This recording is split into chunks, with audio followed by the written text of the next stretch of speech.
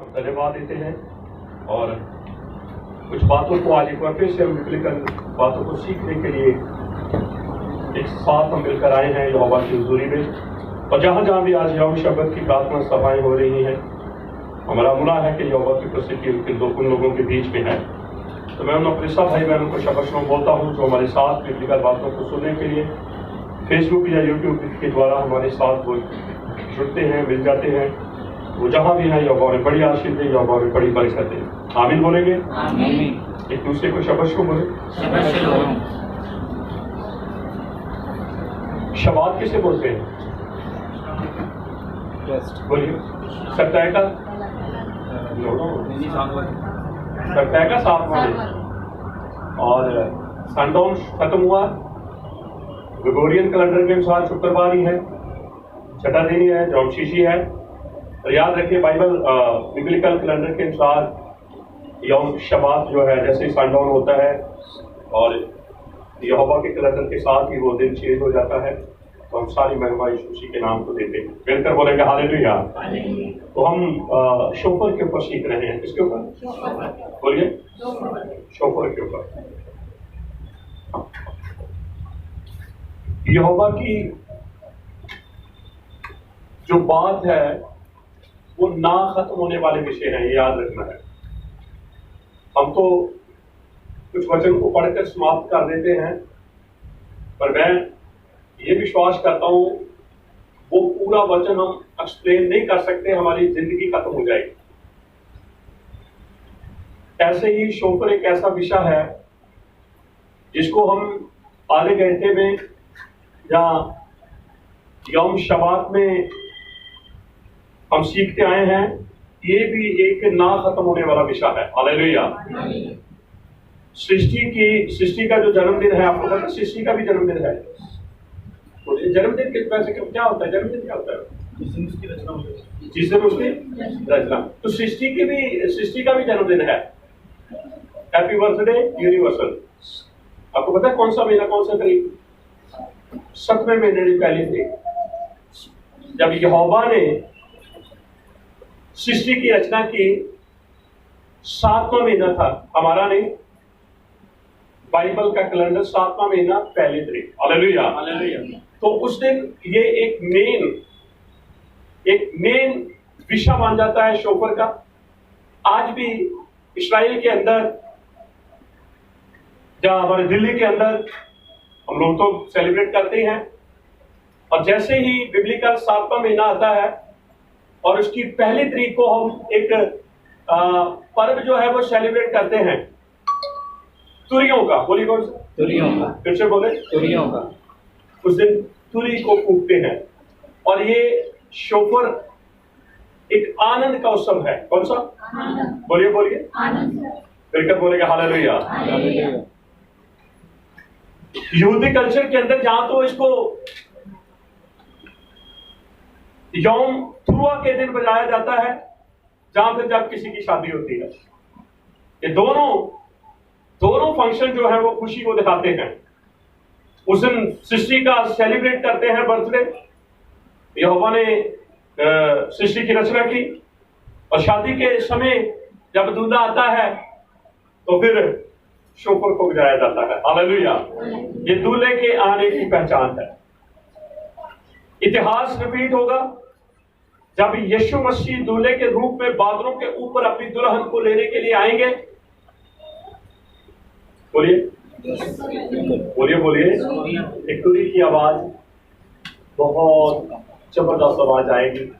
इतनी जबरदस्त होगी कि जो कब्रों में सोए हुए हैं वो उसकी तुरी को आवाज को सुनकर जाग जाएंगे और जो जीवित होंगे वो बदल जाएंगे और हम बादलों पे उठाए जाएंगे। मिलकर बोलेंगे हालेलुया। तो मैंने आपको बताया यहोवा की बात जो भी है, चाहे मेरे और आपके लिए, मेरी और आपकी नजरों के लिए वो छोटे छोटे वचन हो सकते हैं। जैसे बाइबल का सबसे छोटा वचन, बहुत सारे इतिहासकार ये कहते हैं यूहन्ना 11:35 वचन, यीशु रोए। हो सकता है मेरे और आपके लिए या लोगों की नजरों में एक छोटा सा वचन हो, छोटा सा शब्द हो, पर याद रखें ये ना खत्म होने वाला विषय है। हालेलुया। हमारी उम्र खत्म हो जाएगी, पर हम उस वचन को पूरा एक्सप्लेन नहीं कर पाए। आमीन बोलेंगे? ठीक है, हम अपनी क्लास को शुरू करेंगे। जैसे हम भजन संहिता 119 से अपनी क्लास को शुरू करते हैं और उसके बाद फिर हम 10 हुक्मों का अंगीकार करते हैं, फिर हम 7 पर्वों का अंगीकार करते हैं, फिर हम क्षमा इस्राएल की प्रार्थना करते हैं, फिर यरूशलेम की शांति के लिए दुआ करते हैं, फिर हम आखिर में हमारे पिता जो हम प्रार्थना यीशु मसीह अपने चेलों को सिखाई उसको बोलते हैं। तो आज एक बार फिर से हम अपनी क्लास को शुरू कर रहे हैं। यहोवा आप लोगों को आशीष दे, यहोवा आपको संभाले, यहोवा का हाथ। हालेलुया। तो हम शोपुर के ऊपर बातचीत करते आ रहे हैं। आज मेरा ख्याल 7वां भाग होगा इसका, और मैंने बहुत सारी फिजिकल चीजों को आपको दिखाया है, जैसे वाचा का संदूक दिखाया, फिर हमने पीतल का सांप देखा, फिर हमने क्रूज को देखा, फिर हमने बाइबल को देखा, और शोपुर को भी हमने थोड़ा थोड़ा टच किया है, लेकिन विषय हमारा शोपुर का ही है। मैंने आपको बताया है कि हो सकता है हमारे भाग और 3-4 चलेंगे और उसके बाद हम शोपुर के विषय को क्लोज कर देंगे, पर याद रखें ये ना खत्म होने वाला विषय है। Hallelujah, hallelujah, hallelujah. क्योंकि यही एक साज है जिसको सुनने से मुर्दे भी बोलिए आप ढोलकी बजाएंगे, बोलिए जी उठेंगे। आप ड्रम सेट बजाएंगे, नहीं भी उठेंगे। लेकिन जैसे ही तुरी फूकी जाएगी, जैसे एक बड़ी आवाज जो कब्रों में सोए होंगे वो सुनेंगे तो उठेंगे। हालेलुया। हो सकता है कि हम जीते जी इस आवाज को सुने, या हो सकता है हम सो जाए तब सुने। सुननी हमने जरूर है। फिलहाल तो आप इंसानों से सुन रहे हैं, लेकिन एक समय आएगा, आपको पता है, एक बड़ा स्वर्गदूत बड़ी ललकार के साथ नरसंगे को फूकेगा। Hallelujah, hallelujah. आपको पता है सोए हुए कौन सोए हुए? जो मसीह में सोए हुए हैं, मसा में जो सो जाते हैं, अभिषेक में जो सो जाते हैं। आपको याद रखना, अभिषेक में भी एक सोना है। बहुत सारे लोगों की हो सकता है सोचो यार अभिषेक में रहने वाले तो लोग सोते नहीं है। अभिषेकित जो व्यक्ति है वो भी सोता है, पर मैं फिजिकल नींद की बात नहीं कर रहा हूं, मैं स्पिरिचुअल नींद की बात कर रहा हूं। एक ऐसी स्पिरिचुअल नींद हमारे ऊपर आएगी अगर हम अभिषेक में सोएंगे, तो फिर हमारे लिए जगाने के लिए नरसिंगे की आवाज हमें सुनाई देगी।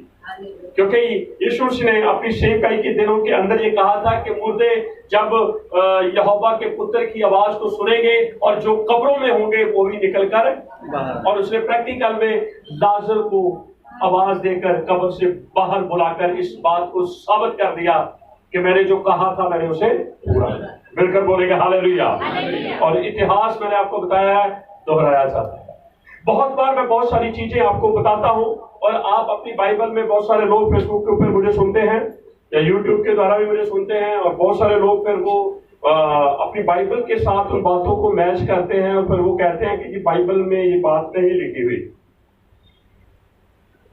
आप जानते हैं कि अगर सारी बातें बाइबल में लिख दी जाती तो बाइबल तो बहुत बड़ी पुस्तक हो जाती, और हमारे लिए उसको ले जाना बड़ा कठिन हो जाता, क्योंकि उन दिनों के अंदर कोई चिप सिस्टम नहीं था।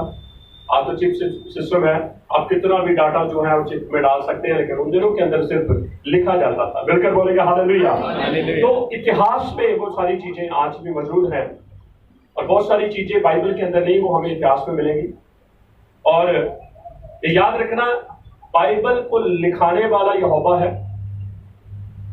बाइबल का इतिहास लिखाने वाला यहोवा है। Hallelujah, hallelujah. जितना भी बाइबल का इतिहास है वो यहोवा के द्वारा लिखाया गया है, क्योंकि बहुत सारी चीजें बाइबल के अंदर चुप है, लेकिन जब हम इतिहास को पढ़ते हैं तो फिर वो जो चुप होते हैं वो बोलना शुरू हो जाते हैं। फिर बोलेगा हालेलुया, हालेलुया। युद्धे बाब है, युद्धे बाब है। सबको शब्द शलोम। तो आज एक बार फिर से हम शोफर के ऊपर बातचीत कर रहे हैं। मैंने आपको बताया है 2 समय ऐसे आते हैं जब शोफर बजाया जाता है। एक तो जब सृष्टि का जन्मदिन मनाया जाता है।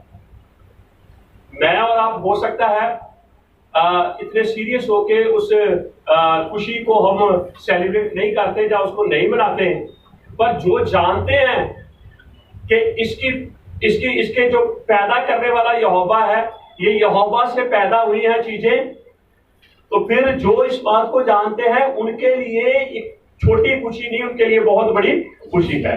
तो 7वें महीने की पहली तारीख, आज उसे हम 7वां महीना कह रहे हैं, लेकिन उस समय में वो 7वां महीना पहला महीना था। समझोगे मेरी बात?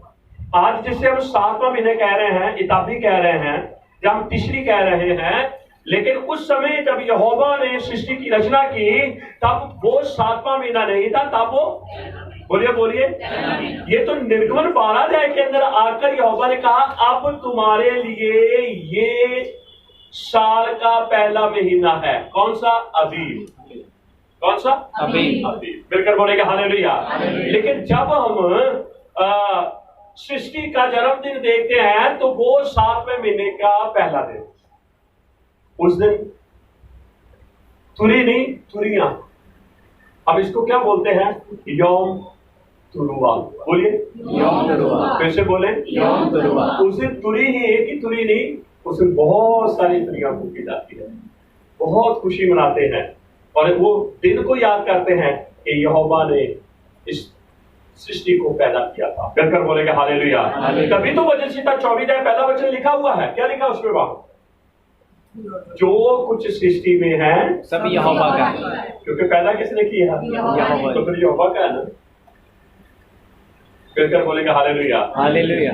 सोना पृथ्वी में, हीरे जवाहरात पृथ्वी में, हर ऑयल जो है पृथ्वी, जितनी भी कीमती धातु है वो सब जमीन किसकी है? बेशक देशों ने अपने उसके ऊपर हुकूमत कर ली, लेकिन वो सारी चीजें किसकी है? बोलिए बिल्कुल बोलेंगे हालेलुया। और हम किसके हैं? फिर से बोले जो यहोवा का है वो हमारा है। तो ये देखना कि हम वाकई यहोवा के हैं, क्योंकि पुत्र तो दो है, एक झाड़ू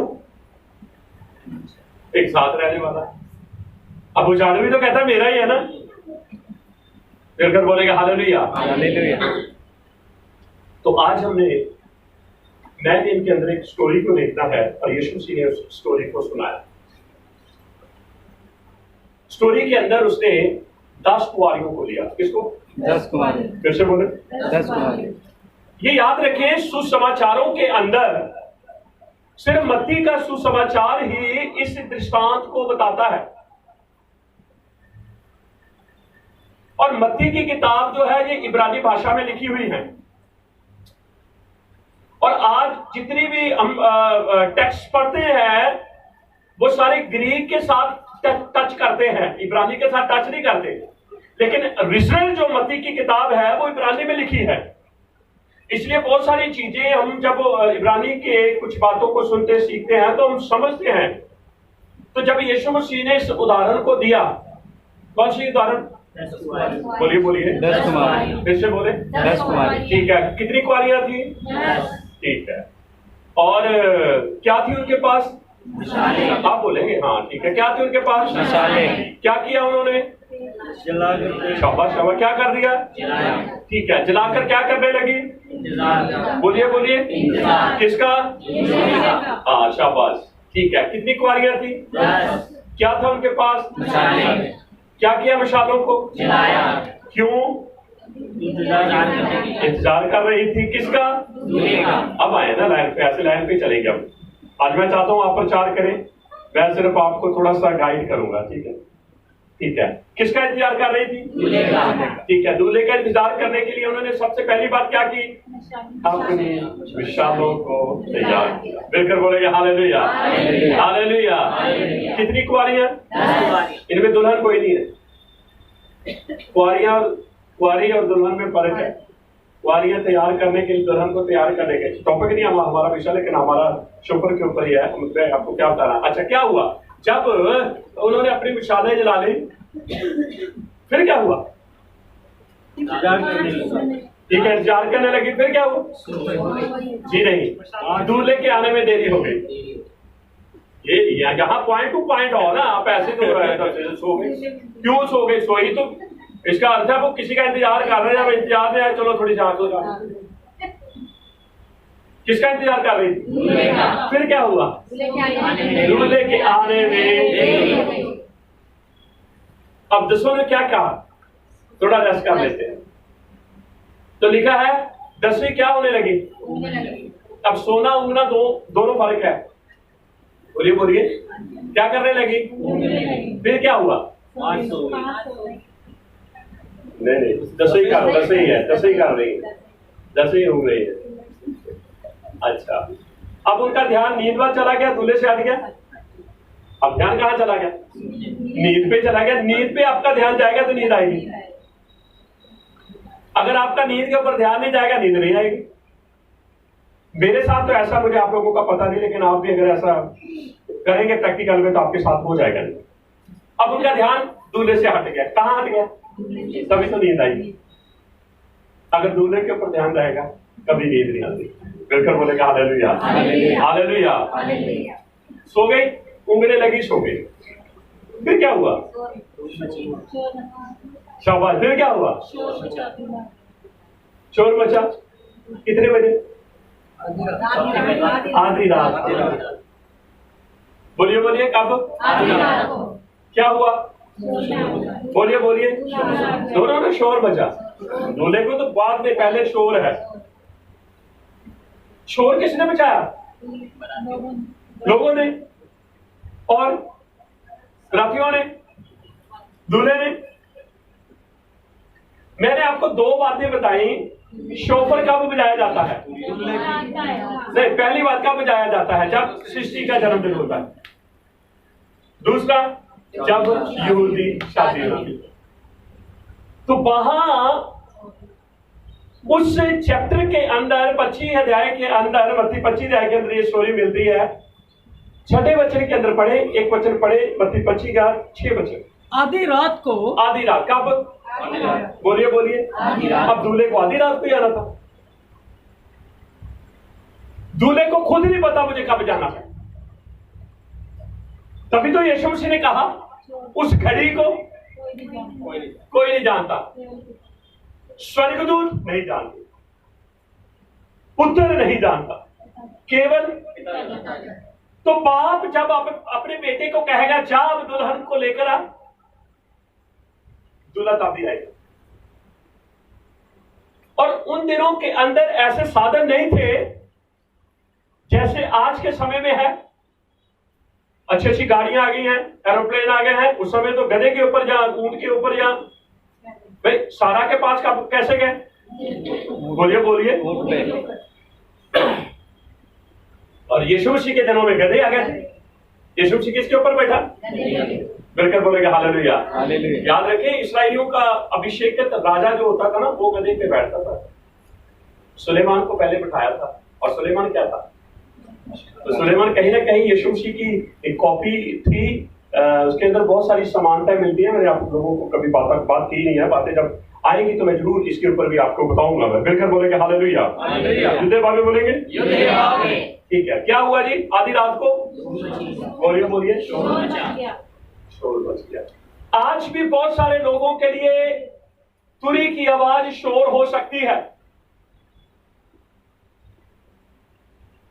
क्योंकि दूल्हा जब आया तो शोर नहीं बल्कि नरसिंगा फूका गया। क्या फूका गया?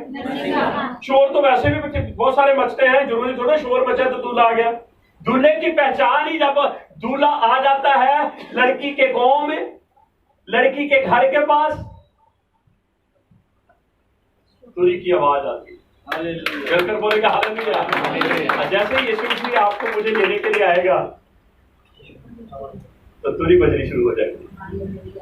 हालेलुया। आपको पता है कलीसिया के लिए वो सबसे बड़ा दिन होगा। कलीसिया के लिए सबसे बड़ा दिन। कलीसिया के ऊपर दूसरी मौत का अधिकार नहीं होगा। एक शोर मचाई, नरसिंगा फूका गया। और क्या हुआ? फिर क्या हुआ? बोलिए। जो कुंवारियां सो गई थी क्या हुआ? उठ गई? उठी या नहीं उठी? फिर क्या हुआ? उन्होंने दूल्हे को नहीं देखा, अपने विशालों को देखा। जब वो इकट्ठी थी, जब वो सोने से पहले का जो वाकया था, तब वो दूल्हे को देखती थी। लेकिन देरी ने दूल्हे को उनकी आंखों से ओझल कर दिया और उनका ध्यान नींद पे चला गया। अब उठी है तो अब मशालों के ऊपर ध्यान, किसके ऊपर?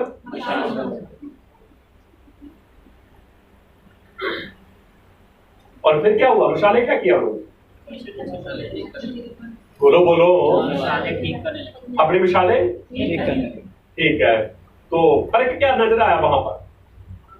पांच के पास तेल था, यस, दो एक ग्रुप के पास तेल था और एक के पास तेल नहीं था। फिर क्या हुआ?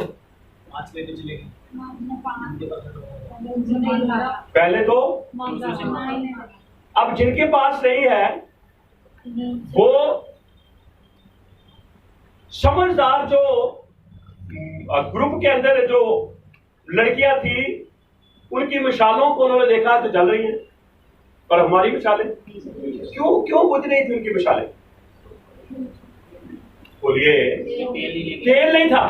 बिल्कुल स्टोरी फिजिकल है, आप लोग इसको वैसे रट्टा लगा लो, पर इसके अंदर बहुत जबरदस्त यहोवा ने एक प्लानिंग रखी हुई थी। 5 की मिसालें उनकी भी बुझ, उनके पास तेल था, उन्होंने जला ली, और 5 की जली नहीं तो उन्होंने अपनी शेरियों से तेल मांगा, तो उन्होंने कहा जाकर तेल ले आओ। मिलकर बोलेगा हालेलुया।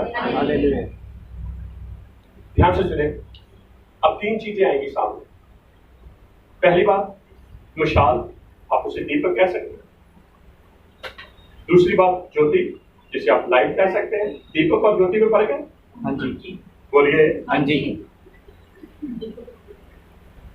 दीपक के अंदर से ज्योति निकल और दीपक और ज्योति के लिए तेल को जरूरी है। अगर तेल नहीं है, दोनों, दीपक खाली है, ज्योति तो आएगी। 3 चीजें होगी ना। अब बाइबल ये कहती है आज्ञा दीपक है। आज्ञा दीपक। अगर आप आज्ञा, आपके पास आज्ञा है तो आपके पास दीपक है। शिक्षा ज्योति है। शिक्षा क्या है? ज्योति। आज्ञा और शिक्षा दोनों अलग अलग है चीजें। आज्ञा अलग है, शिक्षा अलग है। अब इन दोनों को बैलेंस में रखने के लिए तेल की जरूरत है। तेल अभिषेक है। तेल क्या है? अभिषेक। अगर आपके पास अभिषेक है तो आप आज्ञा का पालन करेंगे। अगर आपके पास अभिषेक है तो आप शिक्षा में रहेंगे। अगर आपके पास अभिषेक नहीं है तो फिर एक ग्रुप के पास अभिषेक है और एक ग्रुप के पास अभिषेक लेकिन है तो कठिन। आज भी बहुत सारी चर्चेस, बहुत सारी कलीसियाएं ऐसी हैं जो यहोवा का काम कर रही हैं पर अभिषेक में नहीं। उनकी अपनी डॉक्ट्रिन्स है, उनकी अपनी थ्योरियां हैं, उनके अपने प्रचार है, उनके अपने रेवलेशन है, और लोगों को अच्छे भी लगते हैं। बिल्कुल बोलेगा हालेलुया। हालेलुया। पर कुछ लोग ऐसे भी हैं जो अभिषेक में ही सारी बातों को यहोवा की महिमा के लिए करते हैं। अब ध्यान से सुनिए, दीपक उनके पास भी है, ज्योति उनके पास भी है, लेकिन उनके पास अभिषेक नहीं है। उनके पास अभिषेक नहीं। पता कहां से चला? क्योंकि उनकी मिसालें, बोलिए बुझने लगी। और जो जिनके पास अभिषेक है, जिनके पास तेल है, उनकी मिसालें बिल्कुल बोलेगा हालेलुया। हुआ क्या? आपको पता है दूल्हा उस समय नहीं आया जब 10 इकट्ठी थी। दूल्हा उस समय आया जब 5 जिनके दीपक तैयार थे और ज्योति निकल रही थी अभिषेक से भरे हुए। बिल्कुल बोलेगा हालेलुया। हालेलुया। हालेलुया। हालेलुया। तो एक ग्रुप तो चला गया, एक ग्रुप वहीं पर रह गया दुल्हन के पास। और जब दूल्हा आया वो किस ग्रुप से मिला? अभिषेक पाए हुए ग्रुप से, जिनके पास आज्ञा भी है, शिक्षा भी है। जिनके पास तोरा भी है, दूल्हा उनके साथ मिला। जिनके पास दीपक था, ज्योति नहीं थी, क्योंकि तेल ही नहीं, अकेला क्या था? बोलिए बोलिए। वो दीपक लेकर घूम रही थी। दूल्हे ने अपनी शक्ल भी उनको नहीं दिखाई, उनको पता ही नहीं दूल्हा कैसा है। मिलकर बोलेंगे हालेलुया। पर जिनके पास अभिषेक था, जिनके पास आज्ञाएं थी, जिनके पास शिक्षा थी, वो दूल्हे के साथ है। Hallelujah hallelujah hallelujah. पर याद रखें, उस मैरिज के अंदर सबसे बड़ा रोल नरसिंगे का। इसी से पहचान हुई कि दूल्हा आ गया, इसी से ही वो तैयार हुई, क्योंकि वो तो सो रही थी। नरसिंगे की आवाज उन्होंने भी सुनी है, ये याद रखना। किन्होंने? मूर्खों ने भी, जो बिना अभिषेक के क्या कहेंगे हम लोगों को। कभी कभी हम क्या करते हैं, हमारी प्रार्थना अभिषेक में होती है, प्रार्थना बड़ी बढ़िया होती है, हमारी आराधना बड़ी बढ़िया होती है, लेकिन अभिषेक में होती है। कभी कभी हम गीत गाते हैं और गीत में कभी कभी यीशु का नाम भी नहीं आता। तो जिस गीत में यीशु का नाम ही नहीं होगा, बताओ उसमें अभिषेक होगा? नहीं। उस गीत को मैं कभी नहीं गाऊंगा जिस गीत में मेरे यीशु का नाम। मिलकर बोलेगा हालेलुया। नहीं, हम तो खुश हो जाएंगे, बढ़िया लगेगा। पर याद रखें, यीशु उस दूल्हे ने वहां पर इंतजार नहीं किया। ठीक है, वो तेल लेने के लिए गई हुई है, चलो आने दो, वो भी आ जाएंगे, फिर मैं तुम सबको लेकर। नो नो नो, उनके पास टाइम था, उनके पास समय था, उनके पास वक्त था, लेकिन उन्होंने उस समय को नहीं संभाला। तब तो उन्होंने अपनी इच्छा से सारी बातें की, अपने तरीके से मशाल को तैयार किया, अपने तरीके से उन्होंने तेल को लिया, अपने तरीके से उन्होंने ज्योति को जलाया। और याद रखें, उनको छोड़ दिया गया, उनको। और जब वो आई, आपको पता, अब वो तेल और लेकर आए। अब तो तेल और की जरूरत ही नहीं थी, क्योंकि अब तो दूल्हा आ गया है। अब तो उनको तेल की जरूरत है, लेकिन अब तो तेल लेकर आए हैं। उन्होंने और फालतू ले लिया, लेकिन अब क्या हुआ? उसी स्थान में वो वहां पर गई जहां पर दुल्हन थी, पर वहां तो ना दुल्हन, ना वो कुंवारियां और ना दूल्हा, वो तो स्थान ही खाली था। अब वो उस स्थान पे गई जहां पर उनको पता था दूल्हा और वहां पर ही कुंवारियां होगी। वो तो दरवाजा ही बंद था। वो फिर क्या हुआ? दरवाजा, हम कहते ही खटखटाओ तो तुम्हारे लिए, पर वहां तो नहीं खुला। टाइम था कि जब खटखटाना था, आपने खटखटाया नहीं। टाइम था, उस समय आपके लिए खोला जा सकता था, लेकिन आपने दस्तक ही नहीं दी। टाइम बदल गया। एक टाइम आएगा, लोगों को खड़काना पड़ेगा, लेकिन याद रखें, आज वो टाइम है यीशु खड़का रहा। देख, मैं तेरे दिल के द्वार पे, बोलिए बोलिए। अगर हम नहीं खोलेंगे तो जब हम खटखटाएंगे, मिलकर बोलेंगे हालेलुया। समझ लग रही स्टोरी आपको? ठीक है। अब वो उस द्वार के पास आए, जो द्वार अंदर से बंद है। और बंद पता किसने किया? दूल्हे ने। किसने किया? अब कोई डिस्टर्ब ना करे, अब कोई भी डिस्टर्ब ना करे। जितने मेहमान आ गए थे वो आ चुके हैं। अब वो दरवाजा खटखटाएंगे जो बिना मेहमान है, बिना बुलाए हुए। उनके लिए कोई जगह नहीं। दरवाजा खटखटाया, अंदर से आवाज क्या आई? वो बोलो, मैं तुम्हें, क्योंकि जिस समय में वहां पर आया था तुम वहां पर नहीं। मिलकर बोलेंगे हालेलुया हालेलुया। तो ये सारी स्टोरी आपको मत्ती 25 अध्याय के अंदर मिलेगी। 1 से 13 वचन तक आप पढ़ेंगे तो मिलेगी। मैंने 6 वचन को टच कराया है।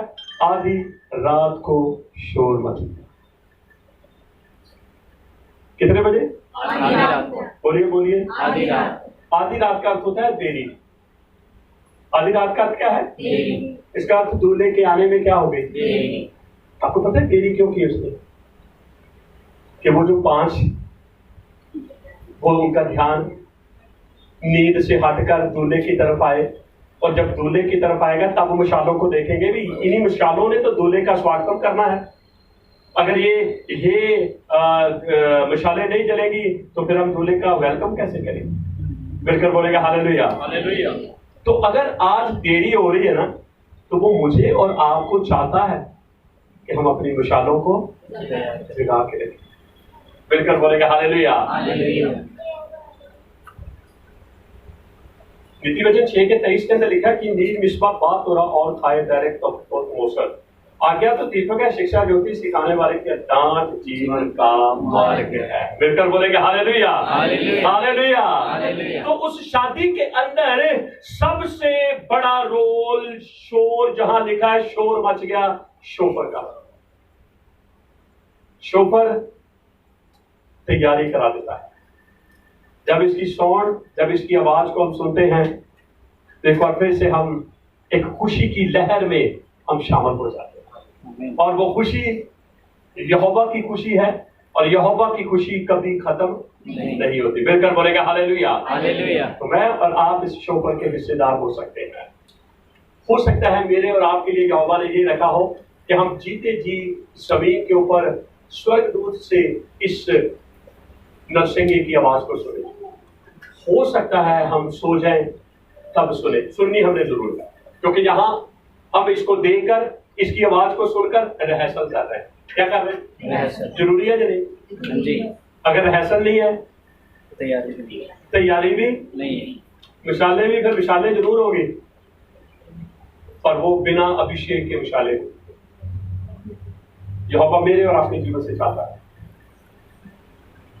कि हम अपना ध्यान यहोवा की ना खत्म होने वाली बातों के ऊपर लगाएं, बल्कि संसार की उन बातों के ऊपर ना लगाएं जो खत्म होने वाले। आपको पता है संसार के अंदर भयानक दुर्घटनाएं घट रही है। एक ही कुछ ही मिनटों के अंदर पूरा शहर जो है वो तहस नहस हो गया लुबनान के अंदर। तो ये क्या है? ये सारे तैयारी के टाइम है। दुल्हन को तैयार रहना है। कहीं दुल्हन ऐसी बातों में, ऐसे कामों में सो तो नहीं रही? कहीं दुल्हन ऐसे कामों, ऐसी बातों में उलझ तो नहीं रही? कहीं ऐसा ना हो दूल्हा आकर भी चला जाए? क्योंकि कुछ लोगों के लिए तो आकर चला गया ना, कुछ लोग चले गए, और कुछ लोगों के लिए आकर चला गया। फिर वो दोबारा इंतजार करेंगे कि दूल्हा दोबारा आए। फिर तो बहुत टाइम, बड़ा कठिन टाइम आ जाएगा। तो ये कलीसिया के लिए बहुत सुनहरी मौका है। हम यहोवा की बातों को बड़े सीरियस लें, अपना ध्यान हम वचन के ऊपर लगाएं। हमारे जीवन से हर पल, हर समय हमारे यहोवा को महिमा मिले। और मैं विश्वास करता हूँ कि वचन की एक एक बात मेरे और आपके जीवन के लिए आशीष का कारण बनेगी। जैसे उनके लिए शोर आशीष का कारण बना। शोर शब्द मैं बोल रहा हूँ क्योंकि ऐसे आप कहेंगे हमारी पंजाबी बाइबल में ऐसे लिखा है। मैंने आपको बताया इब्रानी की बाइबल है। यहूदी मैरिज के अंदर, कल्चर के अंदर तो नरसिंगा ही फूका जाता है। तो वहां नरसिंगे की आवाज ही उन कुआरियों ने सुनाई दी है। उन कुआरियों को आप अपने आप को वहां रख ले। अब देखो किस ग्रुप में आपको फिट होना है। जो ये दूल्हे के साथ जाए उनके साथ होना है, या जो रह गए? बोलिए। तो आज अपने जीवों के ऊपर तो आप गौर न करें हो। कहीं ऐसा ना हो कि दुआएं भी हमारी बिना अभिषेक की। विशाल भी है पर ना तो ज्योति है, क्योंकि ज्योति तो तेल की कितने देनी है हमें। तो तेल जो है मैंने आपको बताया किसके ओर इशारा करता है? अभिषेक का। मिलकर बोलेंगे हालेलुया। और सारी महिमा जलाल यीशु के नाम को देते हैं। अगली बार फिर हम शोफर के ऊपर कुछ बातों को सीखेंगे। मैंने आपको 2 बातें आज और बताई है कि जब सृष्टि का बर्थडे होता है शोफर को बजाया जाता है, बहुत खुशी होती है। और जब यहूदी मैरिज होती है तो शोफर बजाया जाता है।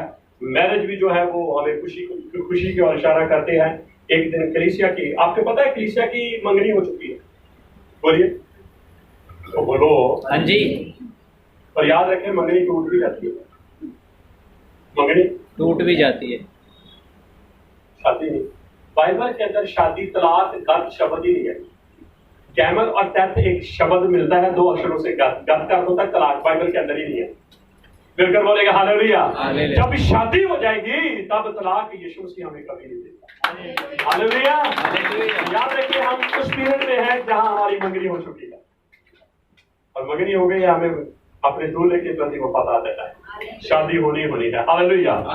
हम सारी महिमा यीशु के नाम को देते हैं। यहोवा आप सबको आशीष दे, यहोवा आपको बारूक में रखे।